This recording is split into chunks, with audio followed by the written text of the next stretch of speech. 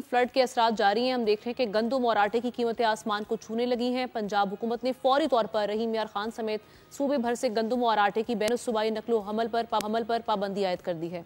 पंजाब की सप्लाई बंद होते ही पेशावर में 80 किलो आटे की बोरी 10,000 रुपये तक पहुंच गई है। Khyber Pakhtunkhwa flower mills association और सरहद चैम्बर ऑफ कॉमर्स ने मुश्तरका प्रेस कॉन्फ्रेंस में पंजाब हुकूमत को मसनूई बहरान का जिम्मेदार करार दे दिया। फ्लावर मिल्स मालिकान ने आइन के आर्टिकल 151 की खिलाफ वर्जी का इल्जाम आयद करते हुए भरपूर एहतजाज की धमकी भी दे दी है। सिंध चैप्टर ने भी पंजाब हुकूमत को तनकीद का निशाना बनाया है।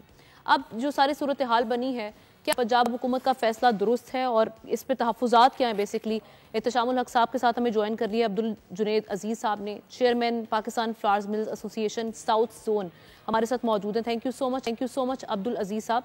ये कहिएगा, ये आप किस तरह से देख रहे हैं? हुकूमत की रुकावट बनने की वजह आप क्या समझते हैं? इस पाबंदी की वजह आप क्या समझ रहे हैं? और साथ ही साथ आपके तहफ़्फ़ुज़ात बेसिकली हैं क्या?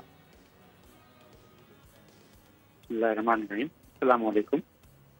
देखिए जी, अल्हम्दुलिल्लाह पाकिस्तान जो है ना वो चारों सूबों के साथ मिलकर एक इकाई बनता है। तो एक सूबा दूसरे सूबे का हक मारेगा तो जाहिर बात है दूसरे सूबे को तकलीफ तो हो। जैसे आपने कहा आर्टिकल 151 के तहत ये कॉन्स्टिट्यूशन में प्रोविजन है कि कोई सूबा किसी की गंदम या और कोई चीज़ नहीं रोक सकता। तो ये पंजाब के हवाले से जो सिलसिले हुए हैं इस पर बिल्कुल हम प्रोटेस्ट करते हैं। धमकी की बात नहीं, हम अपने हक के लिए बात कर रहे हैं। तो हमें हर सूबे में हक लेने का हक पीछे है और बलूचिस्तान है हमारा, ये और सिंध, ये तीनों जो है ना वो इतने नहीं होते। टोटल जो हमारी क्रॉप होती है उसका ऑलमोस्ट 70% पंजाब में पैदा होता है। तो ये तो के लिए हक बनता है कि इसको पूरे मुल्क में जाना चाहिए। अब ये पंजाब गवर्नमेंट की ये रेस्ट्रिक्शन की वजह से गंदम की कीमतें भी बढ़ गई हैं और आटे की कीमत भी मजबूरन बढ़नी पड़ रही है, जिसका इफेक्ट जो है ना वो सारे मुल्क की आवाम पे पड़ रहा है। सिर्फ पंजाब के फैसले की वजह से इसका असर सारे मुल्क पे पड़ रहा है।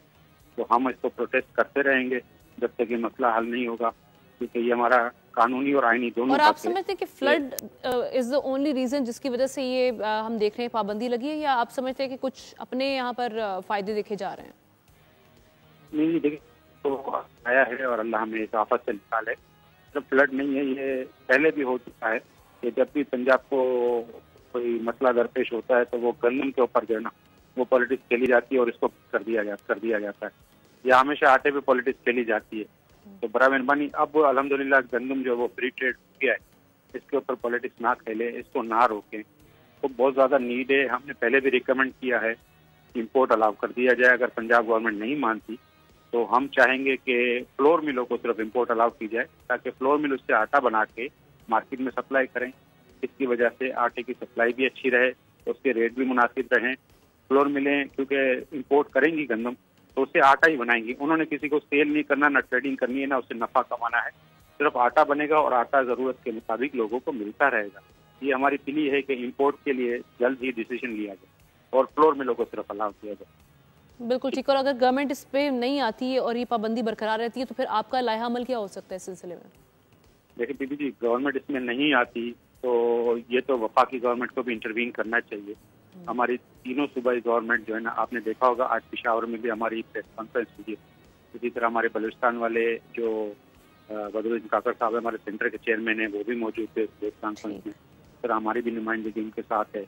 तो ये तो गवर्नमेंट कर देना चाहिए, वरना इसका हल यही है कि पंजाब को अगर अपनी गंदम रखनी है तो इम्पोर्ट अलाउ कर दिया जाए। हम अपनी ज़रूरियात इम्पोर्ट से पूरी कर लेंगे तीनों सूबे।